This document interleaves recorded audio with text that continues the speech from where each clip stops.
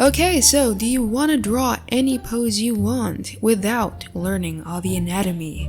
Well, that may seem hard, but there are only a couple steps that you have to follow to literally draw any pose. So stick around. Before anything though, be sure to smash that like button. Okay, so Kooleen, is it really possible to draw any pose without learning anatomy? Well, the answer is no. However, there is a shortcut to drawing any pose, even if you're not that good at anatomy. Our first step is to find references. The best resource for that is, of course, Pinterest. If you don't have any ideas for poses, this might help you out. You could try entering any famous person's name and then just type out photo shoot at the end.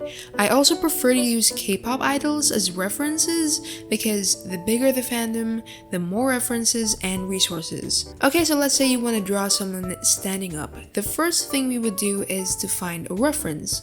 I chose this one here. We have here Jackson Wang, and what we're basically gonna do is we're gonna go over to our drawing program and paste the image. And I'm gonna draw a circle for his head, his shoulders, elbows, hands, knees, ankles, and feet. So these are what I like to call as the anchor points, which are basically like the parts that are moving, I guess. I mean, it's kind of self-explanatory. The thing is that I never really studied anatomy in depth, but I only had to know a couple things. Number one, the elbows are almost aligned with the waist. Number two, the crotch area is the very middle part of the body, and also your feet are exactly as big as the forearm. I have no idea what to do with that information, by the way. Next, we're just gonna connect everything using a bunch of lines. For the torso, I made this sort of hourglass shape, and it connects to his underpants. Now, the reason why we're doing this is that if you're not good at anatomy, you might mess up if you were to just copy this pose. We have to simplify this figure into these really simple shapes, which is super hard considering he's wearing clothes, and that's why we have to trace it, and it's also more beginner friendly this way. Don't worry though, as you draw more and more, you'll start to automatically do that in your head. So next we're gonna open up another canvas and just open up the drawing a while ago. Now you don't have to necessarily do this, but it's honestly just a lot more convenient than just switching between two canvases. All you gotta do is go to view and then select new floating view, and it's gonna lurk there over your new canvas. So yeah, pretty convenient. Okay, so using the guide that we just did, we're just gonna draw those basic shapes again. It's definitely alright not to perfect it the first time. So as you guys can see, you have to at least know some basics of anatomy to draw this, but that's why we have our reference, to make it easier for us, even if we don't know that much about anatomy. So once we've drawn the simple shapes, we're gonna draw on another layer to just slightly define it even more.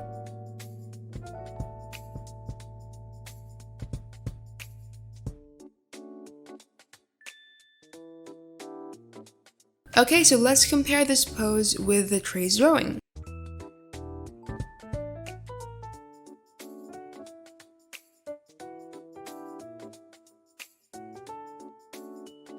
So yeah, not that bad. So let's try that again. This time we're gonna draw a pose sitting down. Again, we're just gonna trace over the original photo. When we're finished, we're just gonna try to replicate that into our canvas. So I'm roughly sketching the pose, so if you notice, unlike in the first example, this dude is sitting down. That means that there's some perspective going on his thighs. So it may seem intimidating at first, but just imagine as if it was a cylinder. That way it's easier to draw things in perspective. And then after that, we're just gonna make another layer, and in that layer, we're gonna draw the face and the clothes, because it would be kind of weird if he didn't have any clothes.